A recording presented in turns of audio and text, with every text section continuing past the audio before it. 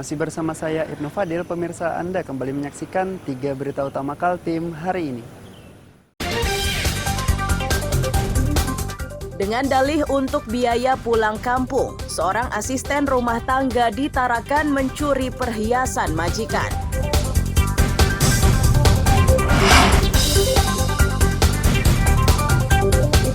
Jembatan Mahkota Samarinda yang dibangun tahun 2008 jalani uji getaran.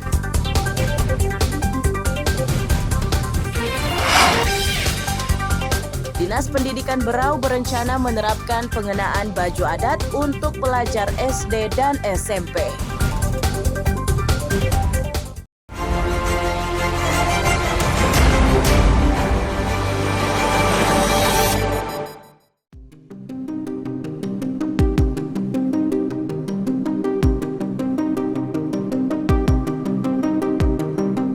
Sebuah angkutan kota terbakar di depan SPBU. Lokasinya di Jalan Sentosa, Sungai Pinang, Samarinda.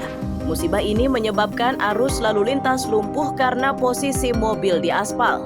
Seorang pekerja SPBU menyatakan angkot tersebut awalnya mengisi BBM. Mobil tiba-tiba terbakar sesaat setelah meninggalkan SPBU. Ia menyebut awal api dari kabin bagian depan.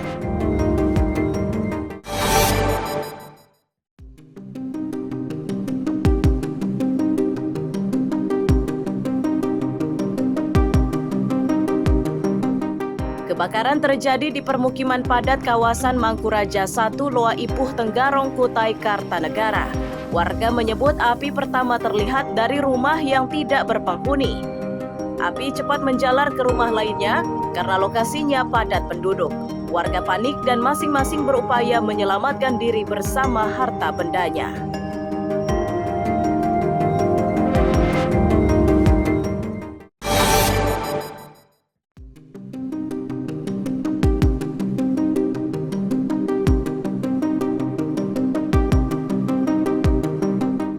Petugas dan relawan pemadam kebakaran berupaya memadamkan api yang membakar sebuah rumah di perumahan Arisko, Jalan Sultan Sulaiman, Blok D3 RT 37, Sambutan, Samarinda.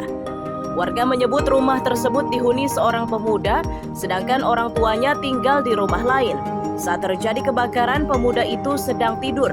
1 jam kemudian, api berhasil dipadamkan.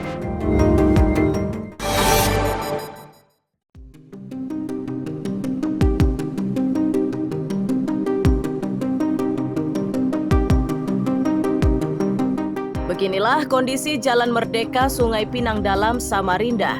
Permukaan jalan yang tidak rata dan banyak lubang menyebabkan pengendara harus ekstra berhati-hati.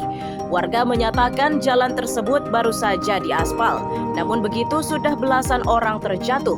Itu karena permukaannya terkelupas dan lokasinya ada di 2 titik.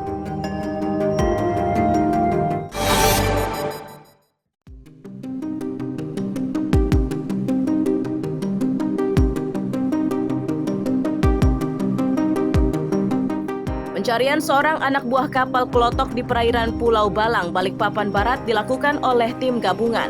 Korban bernama Muhlis itu diduga diterkam buaya saat berada di buritan kapal pada Jumat 28 Juni 2024. Tim SAR yang terlibat mulai dari polisi, tentara, Basarnas, BPBD, Banda Indonesia, pihak perusahaan, dan keluarga korban.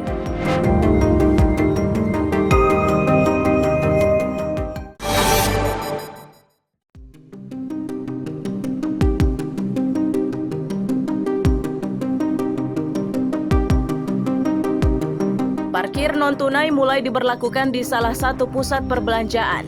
Kebijakan ini membuat sebagian pengendara roda 2 bingung.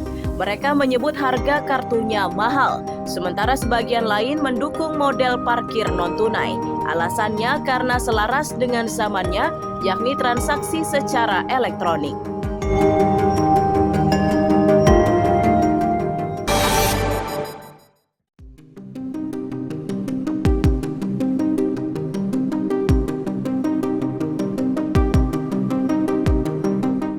Pembangunan infrastruktur Ibu Kota Negara Nusantara atau IKN sudah menelan anggaran 135 triliun rupiah. Pengerjaannya makin dipercepat jelang perayaan HUT ke-79 kemerdekaan RI. Itu karena upacara bendera tahun 2024 ini akan digelar di IKN. Otorita memastikan seluruh dana yang digunakan bersumber dari APBN yang dikucurkan secara bertahap.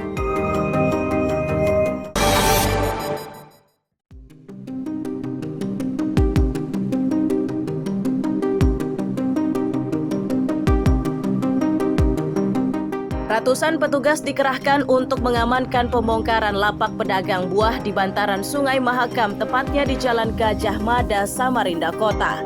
Kepala Dinas Perdagangan Marnabas menyatakan sosialisasi sudah dilakukan melalui pertemuan. Pedagang yang tergusur ini akan dipindahkan ke Harapan Baru Samarinda Seberang, sementara dermaganya akan dipindahkan ke Pelindo.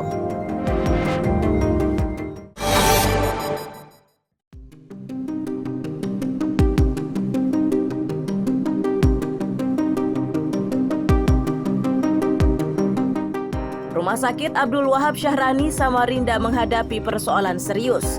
Ini setelah bayi berumur 6 bulan meninggal di rumah sakit. Pihak keluarga keberatan karena menilai peristiwa tersebut akibat lambatnya penanganan dari tim medis rumah sakit. Keluarga berharap perkara ini diungkap tuntas agar kejadian serupa tidak terulang.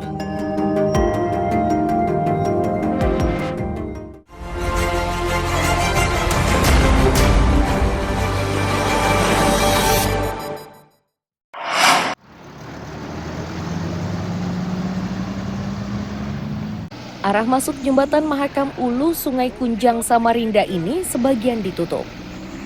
Itu terjadi saat petugas melakukan uji beban jembatan. Ini dilakukan petugas dengan memanfaatkan truk yang melintas.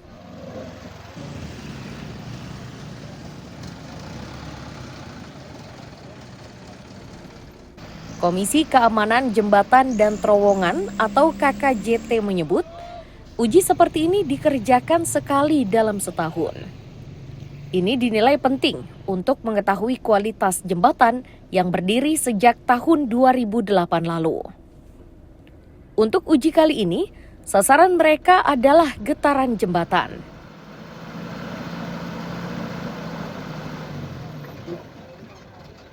Di beban ini untuk mengetahui frekuensi dari jembatan bentang panjang yang bentangnya di sini lebih kurang 200 meter.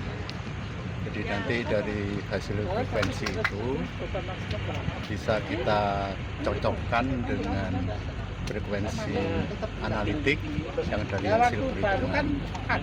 Nah, dari frekuensi itu bisa diketahui apakah jembatan ini masih kaku atau ada penurunan kekakuan sejak dibangun tahun 2008. Jadi roda truk itu dijatuhkan, nanti jembatan itu akan bergetar, dari situ nanti bisa diketahui frekuensinya.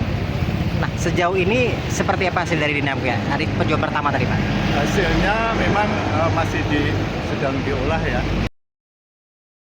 Dari uji tersebut, jembatan Mahulu dipastikan mampu menahan beban seberat 45 hingga 50 ton per satu kendaraan.